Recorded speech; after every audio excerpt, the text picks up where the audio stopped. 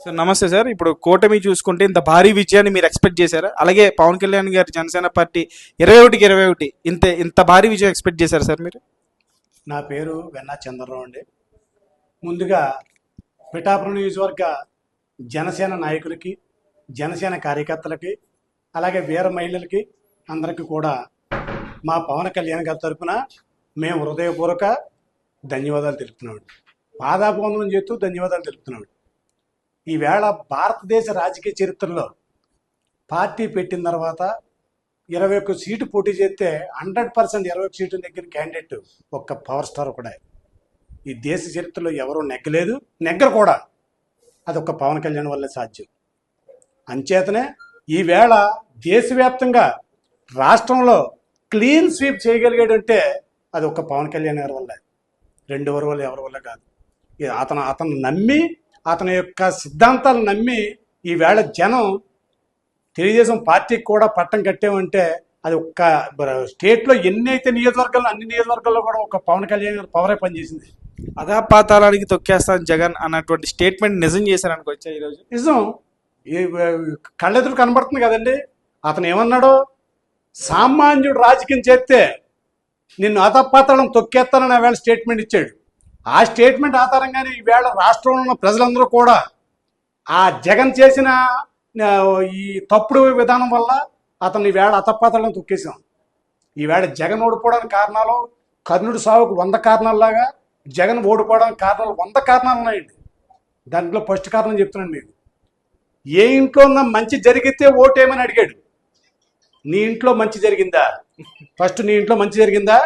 జాతీయవాద ఇచ్చావు నీ తల్లికి. నీ తల్లి ఏమైంది?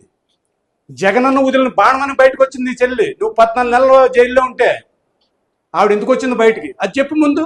నువ్వు ఇంట్లో నీకు మంచి జరిగిందో లేదో చెప్పు. మిగతా స్టేట్లో నువ్వు వచ్చి మాకు మంచి చేసేస్తావా? నువ్వు ఇంట్లో మంచి చేయలేపు మాకు మంచి చేసేస్తావు. నువ్వు ఏ విధంగా చేసేస్తావు? నువ్వు సంక్షేమ పథకాలు అన్నావు. ఎవరి కోసం చేసావు సంక్షేమ పథకాలు? నువ్వు నీ ఇంట్లో డబ్బులు ఎట్టుకోవడానికి సంక్షేమ పథకాలు చేసావు. పవన్ కళ్యాణ్ గారిని తిట్టడం కోసం 4 మినిస్టర్లు ఇచ్చావు. ఏ మినిస్టర్ అయినా ఏనాడైనా నీకు ఒక శంకుస్థాపన కానీ ఒక ఓపెన్ కానీ ఎక్కడ వచ్చాడా? అది సంక్షేమం అంటే. నువ్వు బట్టన్ నొక్కేసా, నువ్వు 123 సార్లు బట్టన్ నొక్కేసాను, నా గురించి 2 సార్లు బట్టన్ నొక్కనంటే ఎందుకు నొక్కాలి? నీ గురించి 2 సార్లు బట్టను?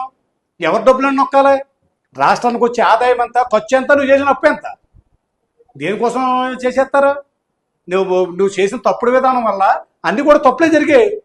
అంచేతనే ఈవేళ నిన్ను ఇంత ఘోరంగా ఇంటికి పంపించారు. జగన్ గారు ఇచ్చినటువంటి స్టేట్మెంట్ ఏంటంటే అటువంటి అక్కా చెల్లెమ్మల అవతాతల ఓట్లు వేయలేదు, ఆశ్చర్యంగా ఉందని చెప్పేసి చెప్పడం. ఎందుకేస్తారండి? ఎవరి డబ్బులనే వేస్తారయ్యి? మా డబ్బులు మాకేచ్చావు నువ్వు. ఇవాళ అప్పు మేమే కట్టుకోవాలి.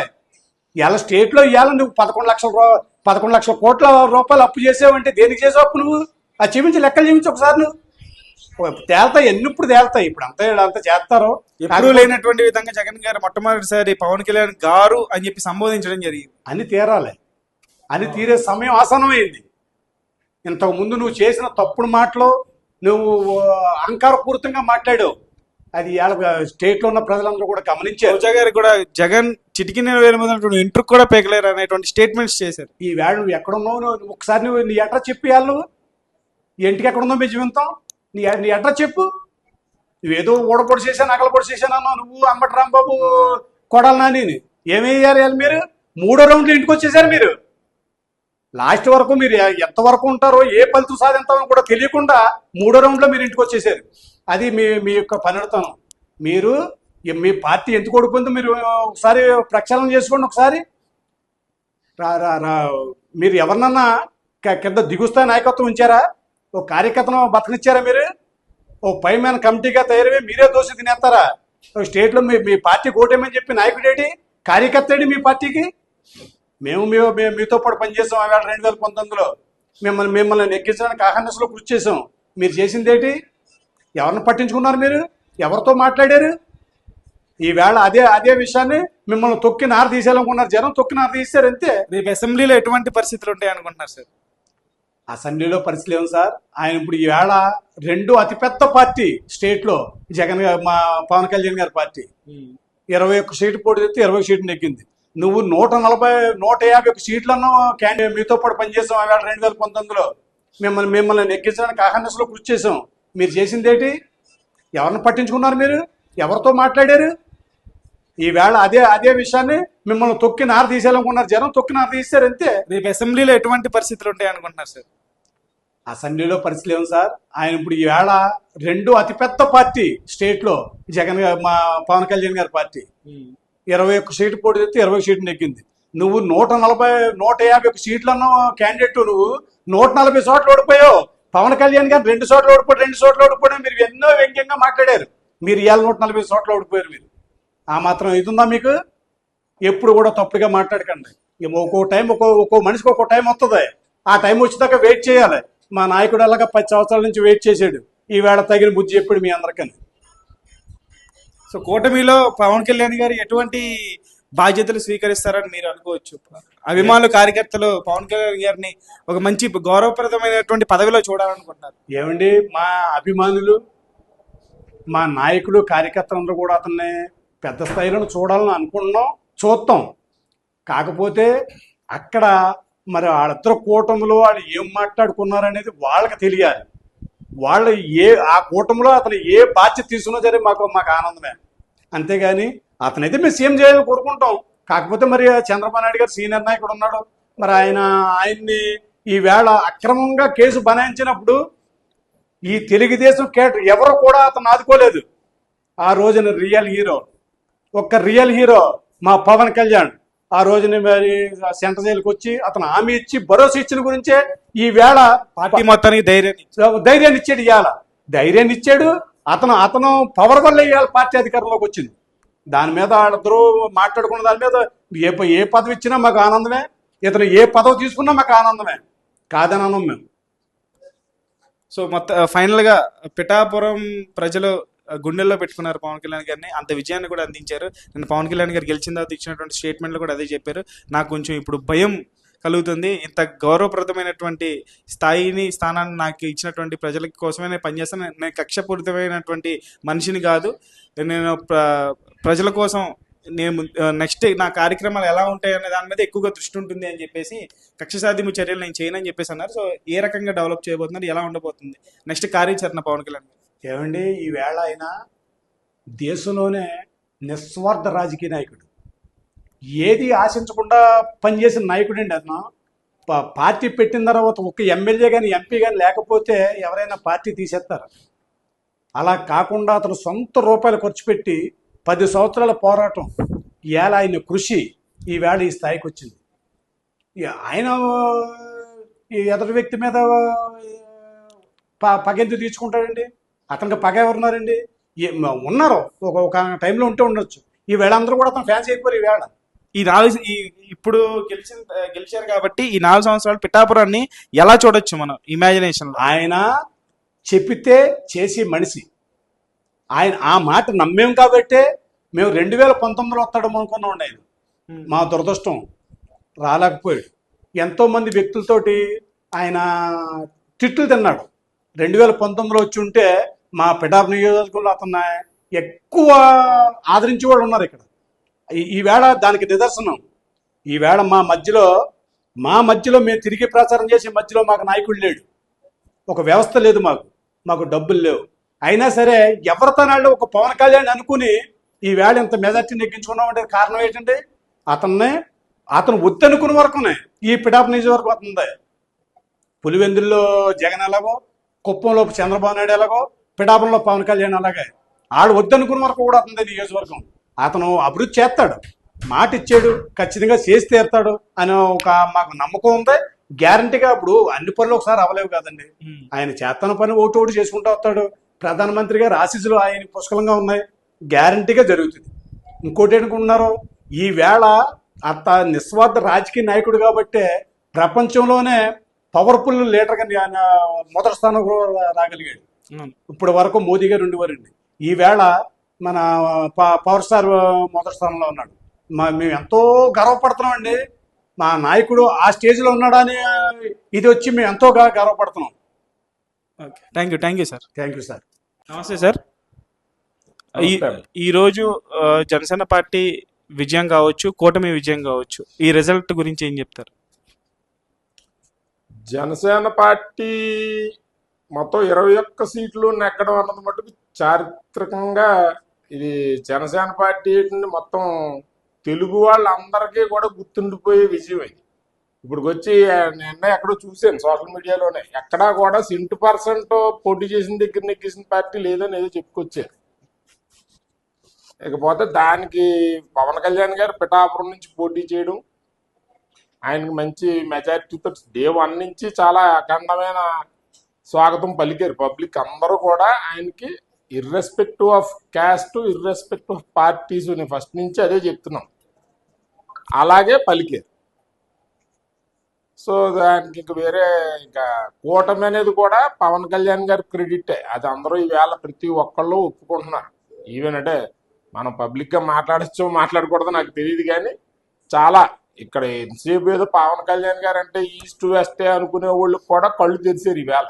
పవన్ కళ్యాణ్ గారు అంటే ఈవేళ ఆల్ ఓవర్ ఇండియా క్యాండిడేట్ ఆయన, నాట్ ఓన్లీ ఆంధ్ర, ఇండియా అంతా కూడా పవన్ కళ్యాణ్ పేరు వాడుకునే పరిస్థితి వచ్చింది. అంటే గతంలో 2 చోట్ల ఓడిపోయినటువంటి వ్యక్తి పవన్ కళ్యాణ్ గారు, అలాగే ఇక్కడ కూడా చేద్దామని చెప్పేసి మిథున్ రెడ్డి గారు లాంటి వాళ్ళని, దోడంపూడి చంద్రశేఖర్ రెడ్డి, వీళ్ళందరినీ ఒక బ్యాచ్ నే ఇక్కడ దింపడం జరిగింది జగన్ గారు. అలాగే లాస్ట్ ప్రచారం కూడా జగన్ గారు ఇక్కడ చేయడం జరిగింది.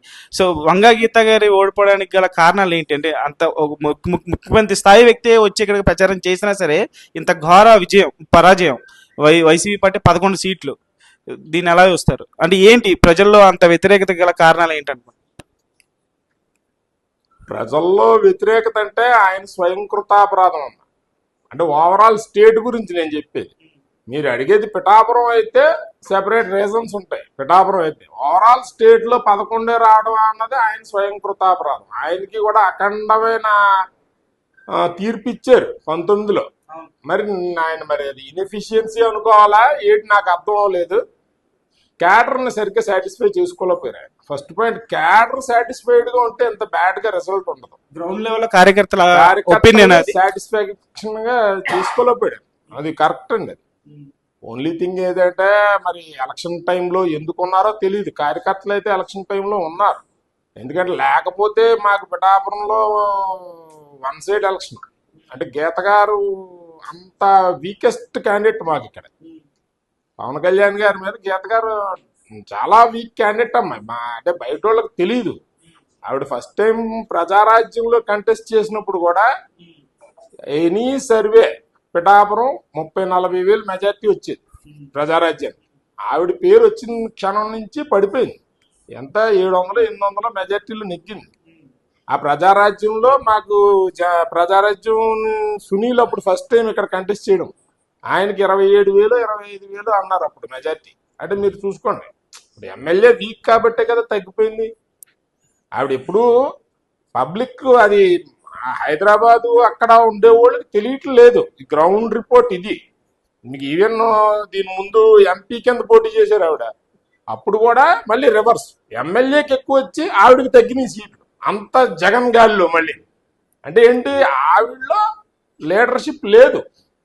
ఏదో నామినేటెడ్ ఏదో తెచ్చుకోవాలి తప్పితే వాళ్ళు ఎప్పుడు పబ్లిక్లో, అంటే మళ్ళీ ఎంపీ కింద కొంచెం బాగా చేశారు. సో మనం అలా చేయకూడదు. అంటే ఎమ్మెల్యేకి కొన్ని క్వాలిటీస్ ఉండాలి. ఎమ్మెల్యేకి వెళ్తున్నామంటే ఒక వర్గం, వాళ్ళ కోసం నిలబడడం, ఇలాంటివి ఉండాలి. అది లేదనిపిస్తుంది నాకు ఆవిడ దగ్గర, అది లేదు. ఆయనకి 27,000-25,000 అన్నారు అప్పుడు మెజార్టీ. అంటే మీరు చూసుకోండి, ఇప్పుడు ఎమ్మెల్యే వీక్ కాబట్టే కదా తగ్గిపోయింది. ఆవిడ ఎప్పుడు పబ్లిక్ అది హైదరాబాదు అక్కడ ఉండేవాళ్ళకి తెలియట్లేదు. గ్రౌండ్ రిపోర్ట్ ఇది. మీకు ఈవెన్ దీని ముందు ఎంపీ కింద పోటీ చేశారు ఆవిడ, అప్పుడు కూడా మళ్ళీ రివర్స్, ఎమ్మెల్యేకి ఎక్కువ వచ్చి ఆవిడకి తగ్గినాయి సీట్లు, అంత జగన్ గాలిలో మళ్ళీ. అంటే ఏంటి, ఆవిడలో లీడర్షిప్ లేదు. ఏదో నామినేటెడ్ ఏదో తెచ్చుకోవాలి తప్పితే వాళ్ళు ఎప్పుడు పబ్లిక్లో, అంటే మళ్ళీ ఎంపీ కింద కొంచెం బాగా చేశారు. సో మనం అలా చేయకూడదు. అంటే ఎమ్మెల్యేకి కొన్ని క్వాలిటీస్ ఉండాలి. ఎమ్మెల్యేకి వెళ్తున్నామంటే ఒక వర్గం, వాళ్ళ కోసం నిలబడడం, ఇలాంటివి ఉండాలి. అది లేదనిపిస్తుంది నాకు ఆవిడ దగ్గర, అది లేదు. మీరు ఏదైనా పని అప్పచెప్తే మంచి పర్ఫెక్ట్గా చేస్తారు, నేను కాదన్న, కానీ ఎమ్మెల్యేకి మటుకు బేసిక్ క్వాలిటీ లేదు ఆవిడ దగ్గర. ఎస్పెషల్లీ లాస్ట్ టైం ఎవరో అడిగితే కూడా చెప్పాం, లోకల్ అన్న దగ్గర గీత గారి కన్నా పవన్ కళ్యాణ్ గారు లోకల్ అవుతారని కూడా నేను లాస్ట్ టైం కూడా చెప్పాను. దానికి రీజన్ కూడా చెప్పాను, మరి మీరు తెలుసో తెలీదో. ఆవిడ 5 years ఇక్కడ మేము ఆ ఎమ్మెల్యే కింద నెగ్గించినా కూడా ఒక ఆఫీస్ లేదు, ఇల్లు లేదు, రూమ్ లేదు, ఏమీ లేదు. కాకినాడ నుంచి 5 సంవత్సరాలు పాలించేసింది ఆవిడ. నాకు తెలిసి ఎక్కడ ఉండదు. నాకు నాకు అంటే మరి మీకేమైనా మీడియా వాళ్ళు మీకు తెలాలి ఎక్కడ ఉంటే చెప్పండి, కానీ నాకు తెలిసి ఎక్కడా లేదు. మాక్సిమం ఉంటే హైదరాబాద్ లాంటి సిటీలో ఉండొచ్చు. వాళ్ళ టెరిటరీలో వాళ్ళకి ఆఫీస్ లేకపోయినా ఇప్పుడు ఏముంది, ఏ కుకట్పల్లిలోనే ఎమ్మెల్యే అనుకోండి, ఏ సంజయ్ రెడ్డి నగర్లోనే ఉంటాడు, అది వేరు. కానీ ఇలా మన పల్లెటూరులతో కనెక్ట్ అయ్యి ఉన్న నియోజకవర్గంలో అలాగన్నది నాకు తెలిసి ఎక్కడా లేదు. సో ఫైనల్ గా గతంలో ఉన్నటువంటి అసెంబ్లీ సెషన్స్ చాలా గందరగోళంగా ఉండేది. ఇప్పుడు కూటమి గెలిచింది కాబట్టి పవన్ కళ్యాణ్ గారి వల్లే కూటమి సాధ్యమైంది, గెలిచింది కాబట్టి సో ఇప్పుడు నుంచి అసెంబ్లీ సెషన్స్ అనేవి ఎలా ఉండబోతున్నాయి అనుకుంటున్నారు? చాలా ఇంట్రెస్టింగ్ గా ఎదురు చూస్తున్నారు. సార్ ఆల్రెడీ చెప్పినట్టుగా నేను నిన్నే అంటే నేను స్టేటస్ లో పెట్టాను. సార్ చెప్పాడు, మీరు కౌరవ మహాసభ చూపించారు, ఏమన్నాడు సార్, పాండవ సభ ఏంటో ఇప్పుడు నేను చూపిస్తానని చెప్పాడు ముందే సార్. మరి దేవుడి నోట్లోంచి ఆయన ఎలా ఎక్స్పెక్ట్ చేశాడో తెలీదు. ఆయన 151లో 1 చెరిగిపోద్ది అన్నాడు, చూస్తే మధ్యలో 5 చెరిగిపోయింది. సార్ చిన్న కరెక్షన్ అంతే, 5 వేసిపోయింది, 1 ఉన్నాయి. దేవుడు తీర్పు అలా ఇచ్చాడు సార్కి ఫేవర్ గాని. సో మరి చూద్దాం, లెట్స్ వెయిట్ అండ్ సీ. ఎందుకంటే ఈయన ఏమీ ఎక్స్పీరియన్స్డ్ కాదు, బట్ పబ్లిక్ అందరు నమ్మారు సార్ని. ఇప్పుడు ఆయన ఏదన్నా ఎంత నిజాయితీగా, ఇప్పుడు మేమందరం అన్నా ఏమీ ఆశించకుండా ఎందుకు వచ్చామంటే ఆయన స్టడీ చేసాం. ఇంక ఈయన వదులుకోకూడదు, ఈయన్ని మనం పిఠాపురం వచ్చినప్పుడు వదలకూడదు అంతే. ఇంక మనకి ఏమిస్తాడో ఏటి ఇవన్నీ అనవసరం. అంటే నా రీజన్స్ నాకు ఉన్నాయి. నేను పర్టికులర్ గా నేను ఎందుకు తిరిగాను అన్నది నేను తర్వాత కావాలంటే మీరు అడిగితే చెప్తాను. కానీ ఓవరాల్ గా మేము అందరం మట్టుకు పవన్ కళ్యాణ్ గారు లాంటి పిఠాపురం వచ్చినప్పుడు ఇంక మనం వేరే లీడర్కి ఏదో, ఇప్పుడు ఇంకో లీడర్ కూడా తిరగాలనుకోండి, సమ్ టర్మ్స్ అండ్ కండిషన్స్ అడిగి వెళ్తారు ఎవరైనా పొలిటికల్ గా. కానీ ఈయన ఇంకా అసలు నథింగ్ డూయింగ్. మనకు కబురు వచ్చినా రాపోయినా వెళ్ళిపోవాలని చెప్పాం, వెళ్ళిపోయాం శుభ్రంగా. అందరూ కోఆపరేట్ చేశారు, పబ్లిక్ కూడా. Okay, thank you.